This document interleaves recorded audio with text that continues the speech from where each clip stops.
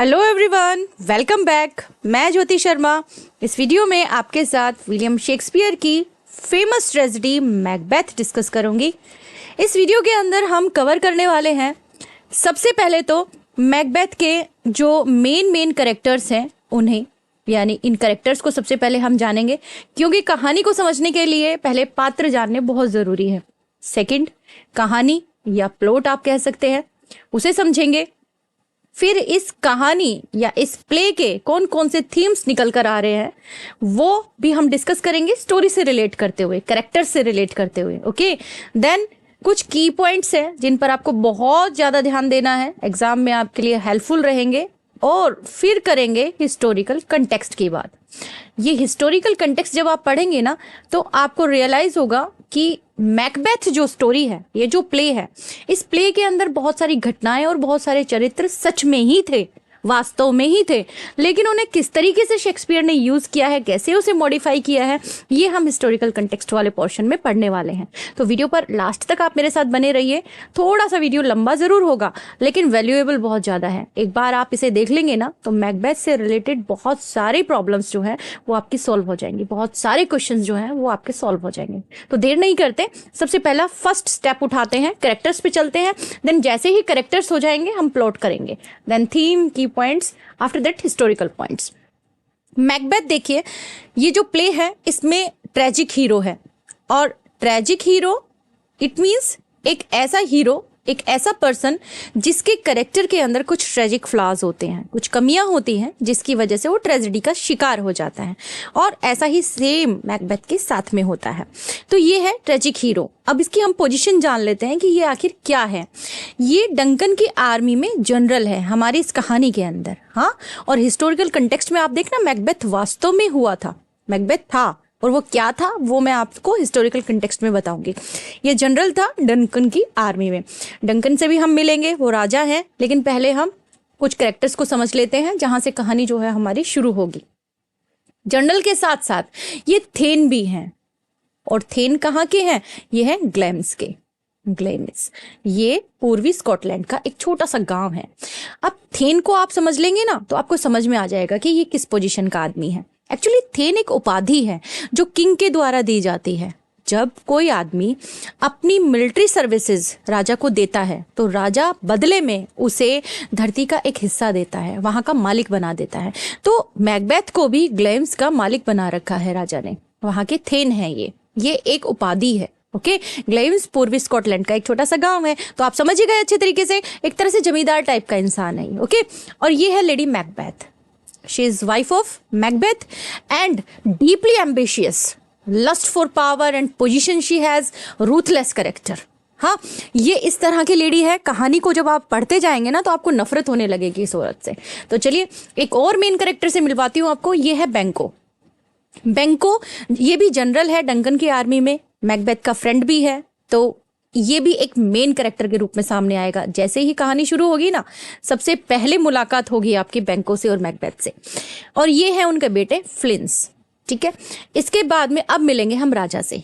ये है king Duncan, यानी स्कॉटलैंड के राजा, किंग ऑफ स्कॉटलैंड।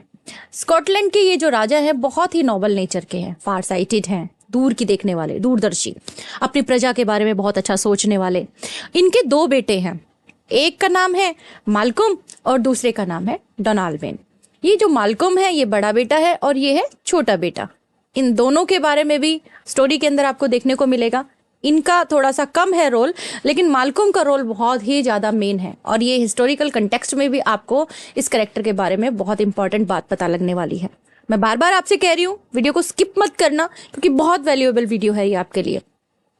माल्कम जो है ये राजा का बेटा है और युद्ध लड़ने के लिए जाता है ये मैकबेथ और बेंको के साथ में। ठीक है, चलिए कहानी में बताएंगे हुआ क्या आखिर इनके साथ। एक और कैरेक्टर है मैकडफ। मैकडफ एक बहुत ही मेन कैरेक्टर है, स्कॉटिश नोबलमैन है।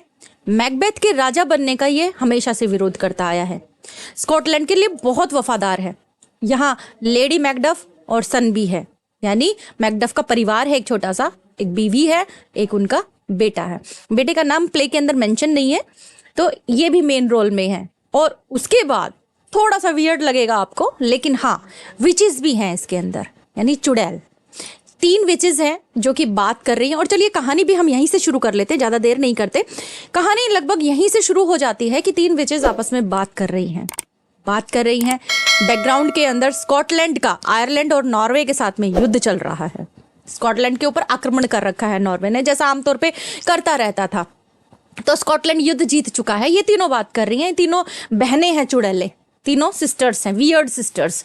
ये बात कर रही हैं कि हम कब मिलेंगे दोबारा से, थंडर में, लाइटनिंग में या रेन में। थंडर का मतलब होता है गड़गड़ाहट या गर्जन, है ना। लाइटनिंग बिजली चमकना, बहुत तेज तेज, और बारिश यानी तबाही का सूचक है एक तरह से चुड़ैलों का आना, मिलना। यानी कोई बहुत बड़ा जो है तबाह जो है वो शुरू होने वाला, बहुत बड़ा ही मतलब कुछ कांड होने वाला है एक तरह से, इस लैंग्वेज में अगर आप समझे तो। मेन स्टोरी आपकी यहाँ से शुरू होती है जब एक सेनापति जो है वो आता है राजा डंकन के पास में। राजा डंकन बहुत सारे लॉर्ड्स के साथ में है। सेनापति आता है और सेनापति राजा के बड़े बेटे माल्कम को बचाकर लेकर आया है उस युद्ध में से, जो युद्ध लड़ा जा रहा था ना स्कॉटलैंड, नॉर्वे और आयरलैंड के बीच में, वहां से बचाकर लेकर आया है।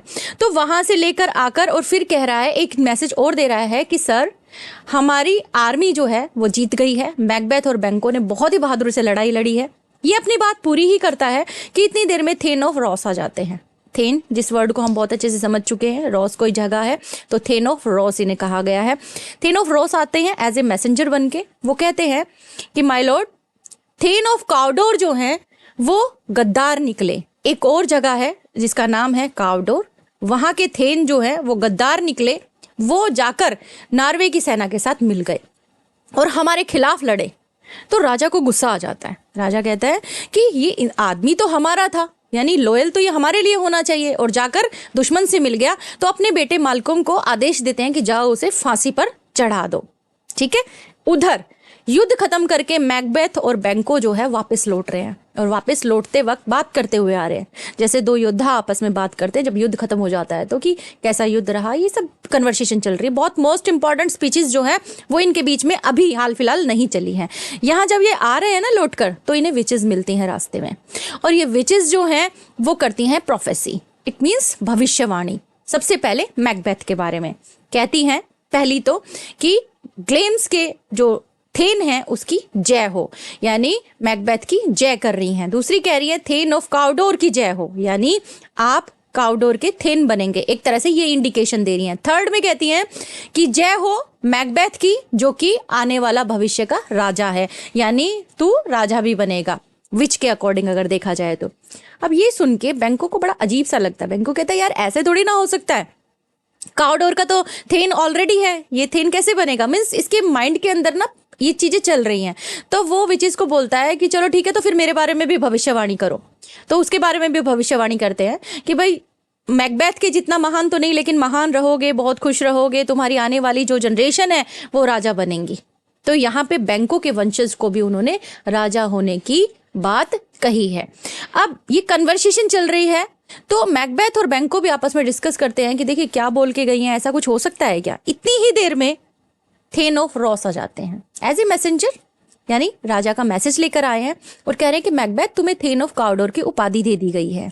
यहाँ मैकबेथ को स्ट्राइक कर जाती है ये बात कि यार ये तो भविष्यवाणी थी, अभी अभी तो चुड़ैलों ने हमें बताया कि मैं थेन बनूंगा काउडोर का, लेकिन कैसे बनेगा ये राजा के पास जाने पे पता चलता है। ये राजा के पास पहुंचते हैं, दोनों के दोनों, राजा दोनों की भर भर के तारीफ करता है कि तुमने बहुत अच्छा युद्ध लड़ा, बहादुरी से लड़ा, बहुत तारीफ करते हैं। और साथ ही डिक्लेयर करते हैं कि मैकबेथ तुम थेन हो आज से काउडोर के। क्यों? क्योंकि माल्कम ने अभी अभी आकर राजा को बताया है कि थेन ऑफ काउडोर को फांसी की सजा दे दी गई है। तो इस तरह से ये थेन ऑफ काउडोर बन जाता है। उसके बाद साथ ही साथ भविष्यवाणी कर देते हैं ये भी, डंकन भी एक तरह से अपनी इच्छा जो है जाहिर कर देते हैं। कहते हैं कि माल्कम मेरा आने वाला उत्तराधिकारी है, यानी मेरे बाद राजा बनेगा। अब मैकबेथ को विच की जो बात है, जो भविष्यवाणी है, वो एक तो सच होती हुई दिख गई, यानी हो गई। अब दूसरी भविष्यवाणी के बारे में सोचने लगा, तो उसे सच करने के लिए ना किंग डंकन को मारना पड़ेगा, साथ के साथ माल्कम को भी मारना पड़ेगा, क्योंकि माल्कम जो है वो बीच में आ गया। माल्कम के लिए बोल दिया ना किंग ने कि ये मेरा भविष्य के अंदर उत्तराधिकारी होगा। तो मैकबेथ लेटर लिखते हैं लेडी मैकबेथ को, सारी बात बताते हैं कि मैंने युद्ध जीत लिया, मुझे थेन बना दिया गया है काउडोर का, और वला वला जो भी कहानी हुई है सारी बता देते हैं। उसके बाद साथ के साथ कहते हैं कि किंग आएंगे हमारे यहाँ डिनर पे, हम जीते हैं ना, तो उसे सेलिब्रेट करने के लिए आ रहे हैं, साथ में बहुत सारे लॉर्ड्स भी आएंगे। अब चिट्ठी पहुंचती है, मैकबेथ भी साथ के साथ पहुंच जाता है, क्योंकि चिट्ठी पहुंचने में तो टाइम लगता था ना पहले। मैकबेथ भी पहुंच जाता है, तो आमने सामने बैठ के दोनों हस्बैंड वाइफ बात करते हैं। तो लेडी मैकबेथ मैनिपुलेट करती है मैकबेथ को, इस चीज के लिए भी एग्री कर लेती है, राजी कर लेती है कि हम किंग डंकन को मार देंगे। जब वो हमारे यहाँ डिनर पे आएंगे तो हमारे पास अच्छा मौका होगा, हम उसे मार देंगे। और अच्छे से मना लेती है, साथ के साथ स्पिरिट से आह्वान करती है, एक तरह से दुआ करती है, प्रार्थना करती है कि भाई हमें शक्ति दे ताकि हम ये काम कर सकें। आगे क्या होता है, लेडी मैकबेथ और मैकबेथ राजा का स्वागत करते हैं, लॉर्ड्स का स्वागत करते हैं अपने घर में, जो कि डिनर के लिए आए हैं। लेडी मैकबेथ अब मैकबेथ से कहती है कि बहुत अच्छा मौका है, राजा को मार देना चाहिए। राजा जब सोएगा ना, तब हम उसका मौका देखकर और उसे मार देंगे, और इसका इल्जाम सारा का सारा चैम्बरलेन पे लगा देंगे। चैम्बरलेन भाई राजमहल का एक बड़ा अफसर होता है, यानी राजमहल के अफसर को चैम्बरलेन बोलते थे। तो कहते हैं कि हम उस पर पूरा का पूरा इल्जाम डाल देंगे। ऐसा करेंगे कि मैं उसको ना बहुत सारी वाइन पिला दूंगी, और बहुत सारी वाइन पी के वो बेहोश हो जाएगा, नशे में उसको कुछ याद नहीं रहेगा। तुम एक काम करना, राजा को मार देना, राजा को जिस खंजर से तुम मारो वो खंजर लाकर चैम्बरलेन के पास रख देना, और कुछ खून के छींटे भी डाल देना। इस तरह से वो फंस जाएगा। यानी सो कनिंग शीज ना, बहुत ज्यादा चतुर थी ये, मतलब इतना ज्यादा इसने प्लॉटिंग करा कि बहुत अच्छे से फ्रेम कर लिया कि क्या क्या करना है, और मैकबेथ को समझा दिया। अब औरत है, औरत अपनी बात जब मनवाने पे आती है तो पति को मना ही लेती है, तो इसने मैकबेथ को राजी कर लिया। मैकबेथ घबराता है, पहली बार में परेशान हो जाता है, उसे ये सब नहीं करना था, क्योंकि किंग उसके लिए एक तरह से क्या था, नोबल मैन था ना। किंग ने तो कुछ बिगाड़ा ही नहीं था इसका कभी भी, तो ये थोड़ा सा नोबल सोचता था उसके बारे में। लेकिन लेडी मैकबेथ उसको मना लेती है, कहती है बहुत अच्छा मौका है, और एक काम करेंगे कि मैं तुम्हें बताऊंगी कि सब लोग सो गए हैं, अपने अपने कमरे में चले गए हैं, एक घंटी बजाऊंगी, उस घंटी को जब तुम सुनो ना तो बाहर आ जाना और तुरंत जाकर राजा के कमरे में घुस जाना। ऐसा ही होता है सेम। लेडी मैकबेथ एक बेल बजाती है और मैकबेथ घुस जाते हैं राजा के कमरे में। अब वहां पर पहुंचने के बाद में मैकबेथ को दिखाई नहीं देता, यानी मैकबेथ जो है वो हमें सीन में दिखाई नहीं देते, लेडी मैकबेथ दिखाई देती है। लेडी मैकबेथ को चिल्लाहट सुनाई देती है, यानी बहुत जोर से कोई चीखा है, और वो चीखा है कौन, मैकबेथ। अब उसे डाउट हो जाता है कि मैकबेथ जो कमजोर पड़ रहा था, जो मारना ही नहीं चाहता था राजा को, वो मार भी पाया है कि नहीं। तो ऐसा सोचकर उसके दिमाग में आता है कि काश मैंने मार दिया होता, लेकिन राजा बिल्कुल मेरे फादर के जैसे दिखाई देते हैं, इसलिए मैं उनको नहीं मार पाई। अब यहाँ पर जैसे ही वो ये सोच रही है, इतनी ही देर में मैकबेथ सने हुए खून के हाथ लेकर रूम से बाहर निकलता है और कहता है कि काम पूरा हो गया। अब वो ये काम कर तो देता है, लेकिन इसके बाद कभी भी वो आराम से सो नहीं पाता, गिल्ट में आ जाता है। और फिर एक स्पीच आती है, बहुत ही वेल नोन स्पीच है ये, बहुत ही इंपॉर्टेंट स्पीच है। वो कहता है कि मेरे इस खून को नेपच्यून भी नहीं धो पाएगा, नेपच्यून का भी ग्रीन कलर जो है वो रेड हो जाएगा, लेकिन मेरे जो ब्लड स्टेन्ड हैं जो ये साफ नहीं हो पाएंगे कभी भी। यानी गिल्ट में है, मार तो दिया लेकिन बहुत ज्यादा गिल्ट में आ गया। अब क्या होता है कि मैकडफ आता है, मैकडफ जिसको राजा ने बुलाया था सुबह जल्दी मिलने के लिए, आता है और मैकबेथ से कहता है कि किंग जाग गए, किंग डंकन जो है उन्होंने मुझे सुबह जल्दी बुलाया था, क्या वो जाग गए हैं। मैकबेथ कहता है नहीं, राजा अभी सो रहे हैं, और राजा के रूम की तरफ इशारा कर देते हैं कि तुम उधर चले जाओ। मैकडफ जैसे ही रूम के अंदर एंटर करता है, देखता है राजा तो मरे पड़े हैं, यानी खून से लथपथ हैं, और देखकर एकदम से चिल्लाता है, बहुत जोर से चिल्लाता है। जैसे ही चिल्लाता है वैसे ही मैकबेथ आ जाता है। मैकबेथ आकर और घबराने का नाटक करता है, जैसे कि उसको कुछ पता ही नहीं। लेडी मैकबेथ आती है, लेडी मैकबेथ तो और भी ज्यादा चालाक है। वो क्या करती है, बेहोश होने का नाटक करती है कि मेरी घर की छत के नीचे ये कैसे हो गया, वाला वाला मीन्स स्पीचेस आती हैं कुछ इस तरीके से। दोनों के दोनों प्रिटेंड करते हैं कि जैसे इनोसेंट है, और मैकबेथ गुस्से में आकर और चैम्बरलेन को मार देता, बहुत सारे लोगों को वहां मार गिराता है। और ऐसी हरकतें देख के ना मैकडफ को शक हो जाता है इसके ऊपर, मैकडफ को, क्योंकि मैकडफ तो बहुत लॉयल था ना राजा के प्रति, स्कॉटलैंड के प्रति बहुत ही लॉयल था। तो यहाँ पर मैकडफ को शक हो जाता है इसके ऊपर। इस तरह की कहानी जो है, ऐसे घटने के बाद में मैकबेथ बन जाता है राजा, क्योंकि मैकबेथ का सपना था, क्योंकि ये भविष्यवाणी थी विचेस की, तो ये सच हो जाती है और मैकबेथ राजा बन जाता है। मैकबेथ के राजा बनते ही किंग का बड़ा बेटा मैल्कम और छोटा बेटा डोनाल्डबेन दोनों के दोनों भाग जाते हैं।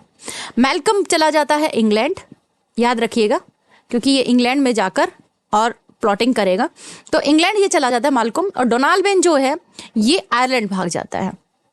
अब राजा बनने के बाद में मैकबेथ जो है वो भविष्यवाणी के बारे में सोचता है कि बैंकों के वंशज को भी तो राजा बनने के लिए बोला है विचेस ने, तो अब मुझे क्या करना है। अब इसके माइंड में क्या चल रहा है, बैंको और फ्लेंस, कि बैंको को मारना पड़ेगा, उसके बेटे को भी मारना पड़ेगा, नहीं तो मेरी राजगद्दी मुझसे छिन जाएगी। और ऐसा माइंड में सोच के वो मर्डरर्स हायर करता है, मर्डरर्स को हायर करके बुलाता है और बैंको को मारने के आदेश दे देता है। उधर बैंको को बोलता है कि तुम मेरे यहाँ डिनर पर इनवाइटेड हो। लेडी मैकबेथ को मिला लेता है अपने साथ। लेडी मैकबेथ और मैकबेथ जो है डिनर का प्लान करते हैं, बैंको को बुलाते हैं और उधर मर्डरर्स को बोल देता है कि जैसे ही वो आए ना तो रास्ते में ही उन्हें मार देना। और मर्डरर्स क्या करते हैं, मर्डरर्स मार देते हैं बैंको को, लेकिन फ्लिंस जो है मौका देखकर भाग जाता है। जब वो मौका देखकर भाग जाता है तो क्या होता है, डिनर टेबल के ऊपर सब लोग बैठे हुए हैं, लेकिन मैकबेथ की नजर एकदम से दरवाजे के ऊपर पड़ती है, डोर के ऊपर, और डोर पर देखता है कि one of murderer came there, और बताता है वो जो एक मर्डरर जो वहां पर आता है वो बताता है कि सर बैंको तो मारा गया लेकिन फ्लिंस भाग गया। तो बहुत गुस्सा आता है मैकबेथ को और गुस्से में आकर वो ये स्पीच बोलता है, the worms that fled hath nature that in time will venom did, कि कीड़ा, कौन किसको बोल रहा है, ये फ्लिंस को बोल रहा है कि भाग गया वो कीड़ा भाग गया और अब तो उसको प्रकृति भी उसका साथ देगी, यानी अब तो उसका साथ देने वाले बहुत हैं, अब तो उसको मौका मिल गया एक तरह से कि और भी जहर जो है वो उसके अंदर घुस जाए, क्योंकि उसने देख लिया कि मेरे पिता को मार दिया गया है। यानी अब फ्लिंस जो है वो भी उसके खिलाफ खड़ा हो गया है। इस चीज से मैकबेथ डर जाता है और मैकबेथ वापस आकर अपनी डिनर टेबल पे बैठता है तो देखता है उसकी सीट पर आकर बैंको बैठ गया, वो भी कैसे, भूत के रूप में, एज ए घोस्ट।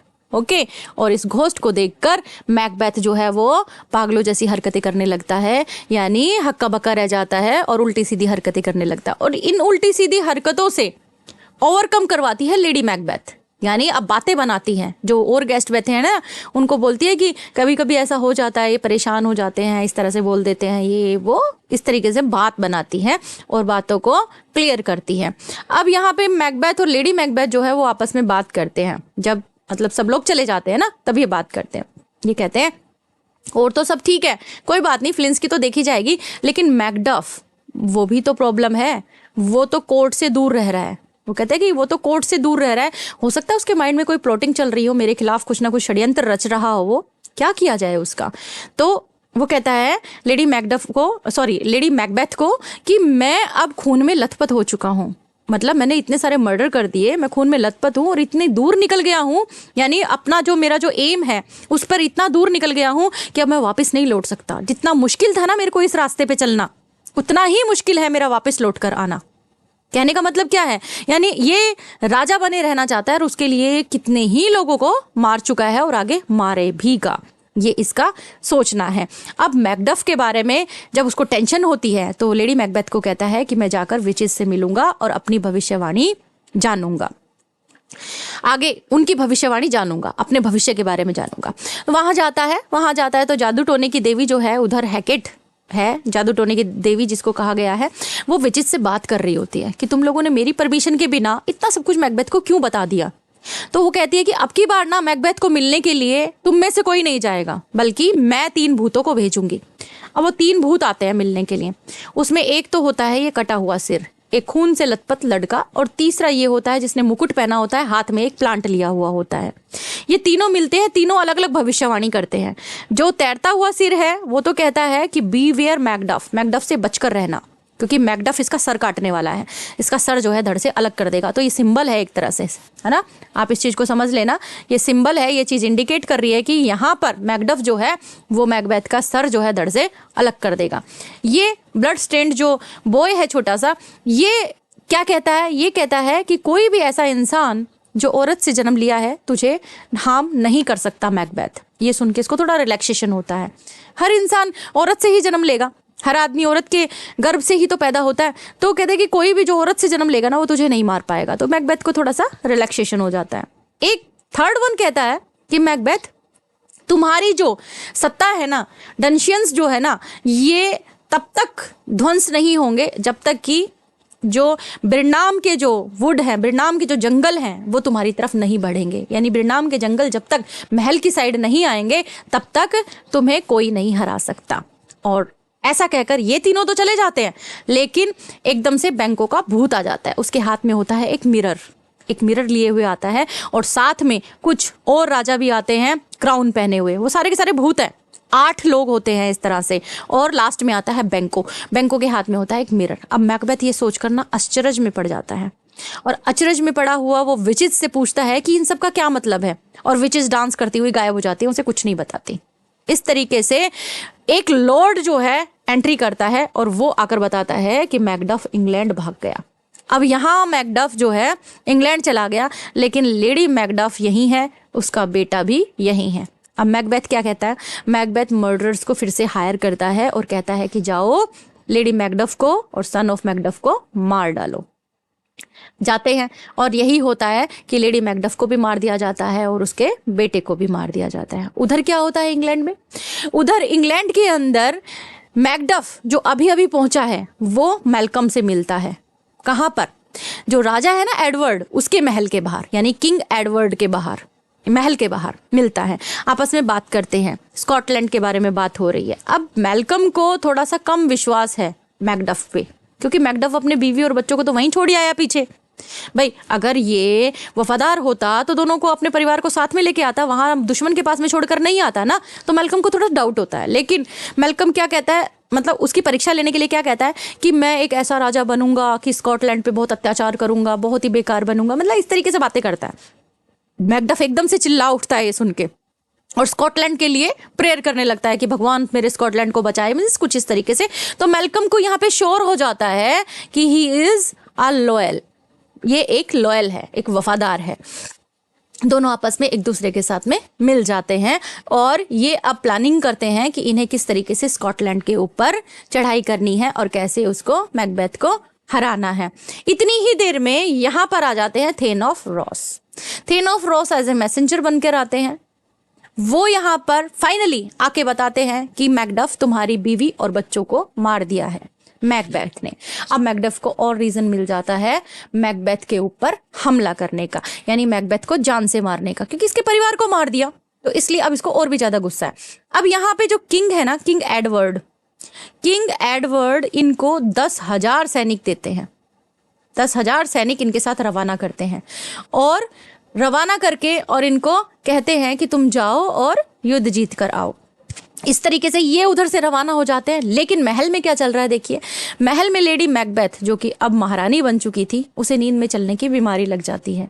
वो नींद में चलती है और खुद को ही हार्म करने लगती है, क्योंकि इसको मेंटल प्रॉब्लम हो गई है, एक मेंटल प्रॉब्लम हो गई है। इसको हर टाइम अपने आप में से स्मेल आती है, ब्लड की, खून की स्मेल आती है। हर टाइम इसको ऐसे फील होता है जैसे इसकी पूरी बॉडी के ऊपर ब्लड है, और इसी वजह से उसको हटाने के लिए खुद को हार्म करने लगती है, अपने हाथों से, नाखूनों से हटाने लगती हैं, और इस तरीके से ये बहुत ज़्यादा, मतलब एक तरह से मरने वाली स्थिति में पहुंच जाती है। मैकबेथ डॉक्टर को हायर करता है लेडी मैकबेथ को बचाने के लिए, उसका ट्रीटमेंट करने के लिए। इतनी देर में एक सर्वेंट आता है सैटन नाम से। इसे क्रिटिक्स ने सैटन भी बोला है, शैतान, क्योंकि इसकी एंट्री जब होती है तो मैकबेथ का एंड शुरू हो जाता है। ये आकर बताता है कि स्कॉटलैंड की सेना जो है, स्कॉटलैंड की तरफ ये जो सेना है इंग्लैंड की, वो हमारी तरफ बढ़ रही है। तो ये चीज आकर बताता है। जब ये इसको आकर जानकारी देता है तो उधर की साइड मैल्कम जो है वो अपनी सेना को, जो कि 10,000 सैनिक वो लेकर आया है इंग्लैंड से, उनको यहाँ इंस्ट्रक्शन दे रहा है। उनसे कह रहा है कि तुम इन वुड को, जो बरनाम के वुड है, बिरनाम के वुड्स में बड़ी बड़ी शाखाएं काट लो और अपने शरीर से चिपका लो, और उनकी ओट के अंदर महल की तरफ बढ़ो, ताकि पता भी ना लग सके मैकबेथ को कि हम कितने लोग हैं। इस तरीके से उनको इंस्ट्रक्शन दे रहा है। इतनी देर मैकबेथ को जब ये बात पता चलती है तो मैकबेथ बैठा है, कुछ चीज सोच रहा है, प्लानिंग कर रहा है युद्ध वगैरह की। इतनी देर में सर्वेंट आता है दूसरी खबर लेकर। वो क्या, कि lady Macbeth is no more, lady Macbeth जो है वो मर चुकी है। लेडी मैकबेथ के जब मरने की खबर सुनता है ना, तो मैकबेथ एक स्पीच बोलता है, जो कि बहुत ही वेल नोन स्पीच है। ये सारी जो स्पीच है ना, ये कई बार क्वेश्चन में पूछ ली जाती है। इसकी ना एक एक लाइन जो है बहुत इंपॉर्टेंट है, लेकिन ये वाली लाइन है ना, ये मोस्ट इंपॉर्टेंट है, बहुत बार क्वेश्चन में पूछी गई है। इवन यूजीसी नेट के अंदर भी पूछी गई है। It is a tale told by an idiot, means कौन से प्ले में से आया है।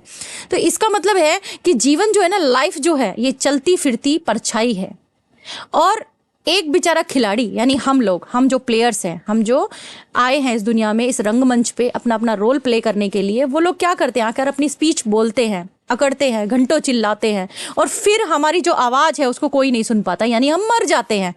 ओके, और ये कहानी, इस तरह की कहानी जो है वो कौन बता रहा है, एक इडियट बता रहा है। ठीक है, इस तरह की स्पीच वो बोलता है, यानी लेडी मैकबेथ आई, उसने इतना सब कुछ बोला, मेरे को इतना सब कुछ समझाया, सिखाया, ये सब कुछ करवाया, और आज वो मर गई। कुल मिला के इस तरह से कहानी जो है चलती है आगे की तरफ। अब आर्मी आगे बढ़ती है, वो वुड को लेकर, वार शुरू हो जाती है, और जब वार शुरू हो जाती है ना, तो मैकडफ और मैकबेथ का आमना सामना होता है। यहाँ पर मैकबेथ की एक स्पीच आती है, क्योंकि उसको इतना तो पक्का पता था कि भविष्यवाणी जो हुई है वो सच है। भविष्यवाणी में ये था कि औरत से पैदा कोई भी तुझे मार नहीं पाएगा।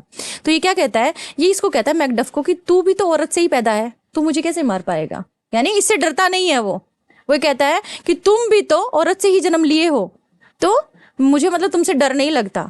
ठीक है, तो मैकडफ क्या कहते हैं, मैकडफ कहते हैं कि मैं मतलब अब जो है ना, ये कहना चाहूंगा कि तुम्हारा जो चार्म है वो अब गायब होने वाला है, यानी तुम्हारा जो शासन है वो अब खत्म होने वाला है। जिस एंजल की तुम सेवा करते हो ना, या जिस एंजल ने तुम्हें ये बात कही है, जिसकी तुम सेवा करते हो, वही तुम्हें बताएगा कि मैकडफ क्या है, कैसे उसका जन्म हुआ है। कैसे हुआ है मैकडफ का जन्म।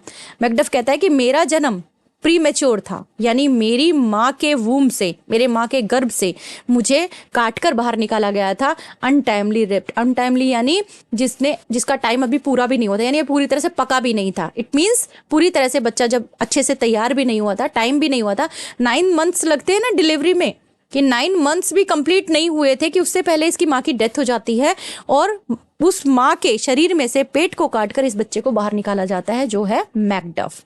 तो ये बात जब उसको पता चलती है मैकबेथ को, तो मैकबेथ कहता है, जब इसको ये तो पता लग गया कि भाई ये तो वही बंदा है जो मुझे मार सकता है, क्योंकि ये माँ के पेट से नेचुरली पैदा नहीं हुआ है, 9 महीने के अंदर जो पैदा होते हैं ना बच्चे, वैसे पैदा नहीं हुआ है, ये मुझे मार सकता है। लेकिन फिर भी वो क्या कहता है कि मैं झुकूंगा नहीं, मैं लास्ट सांस तक भी मैल्कम के चरणों में जाकर नहीं गिरूंगा, मैं लास्ट कोशिश करता रहूंगा। और जब इनकी कन्वर्सेशन चलती रहती है आपस में, तो मैकडफ को मौका मिलता है और मैकबेथ का जो है सर धड़ से अलग कर देता है, उसका कटा हुआ सर हाथ में लेकर बाहर निकलता है। मैल्कम जो होता है उसको किंग घोषित कर दिया जाता है, क्योंकि मैकडफ एक बहुत ही लॉयल इंसान है, बहुत ही वफादार है अपनी कंट्री के लिए। वो अपनी कंट्री के लिए लड़ रहा था, एक अपने राजा के लिए लड़ रहा था, क्योंकि मैकबेथ जो है बहुत क्रूअल बन गया था, वो हर किसी को मार रहा था, तो उसे मारना अपना धर्म समझता था मैकडफ ने उसे मार दिया, मैल्कम को राजा घोषित कर दिया गया। मैल्कम ने क्या किया, मैल्कम ने अपना साथ देने वाले सभी लोगों को, जितने भी थेन्स थे, जितने भी किंग्समैन थे, उन सबको अर्ल्स की उपाधि दे दी, उनका धन्यवाद किया, स्कॉटलैंड के अंदर उनका बहुत मान सम्मान किया। और ये करते हुए उन्होंने जो मैकबेथ है उसको बुलाया डैड बूचर, और उसकी जो पत्नी थी ना उसको बुलाया क्या, कि वो बहुत ज़्यादा कैसी है, शैतान है। मतलब अब तो वो मर चुकी है, लेकिन उसके बारे में बता रहे कि मैकबेथ कसाई और उसकी जो बीवी थी वो बहुत ही शैतान थी। तो इस तरीके से ना कहानी वो खत्म होती है धन्यवाद के साथ, यानी मैल्कम जो है ना वो अपनी प्रजा को थैंक्स बोलता है। इस तरह से कहानी खत्म होती है। लेकिन हम बात करेंगे अब की नोट्स की, मेन पॉइंट्स जो हैं इसके, जो पूछे जाते हैं। देखिए, एक तो बहुत ही इंपॉर्टेंट है कि राइटर पूछा जाता है, तो वो तो आपको याद रहता है कि विलियम शेक्सपियर का है, ये फेमस ट्रेजेडी है। लेकिन विलियम शेक्सपियर ने लिखे 37 प्लेस, और उनमें से एक है ये ट्रेजेडी है। ट्रेजेडी जिसका अंत जो है वो दुखद होता है, उसे कहते हैं ट्रेजेडी। एक्ट्स हैं इसके अंदर 5। ये लगभग 1606 में लिखी गई है। पूछा जा सकता है ना।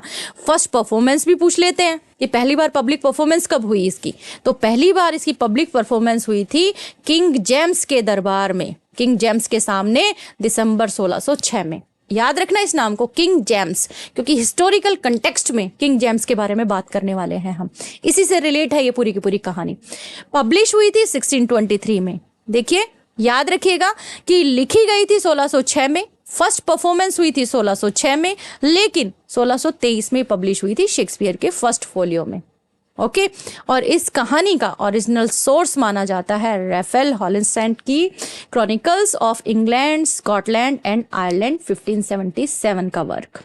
ठीक है, इसके बाद में अब हम थीम्स को डिस्कस करेंगे। मेन जो थीम्स है, वैसे काफी है, लेकिन जो मेन थीम्स है ना, 2-3 हमने निकाले हैं। वो क्या है?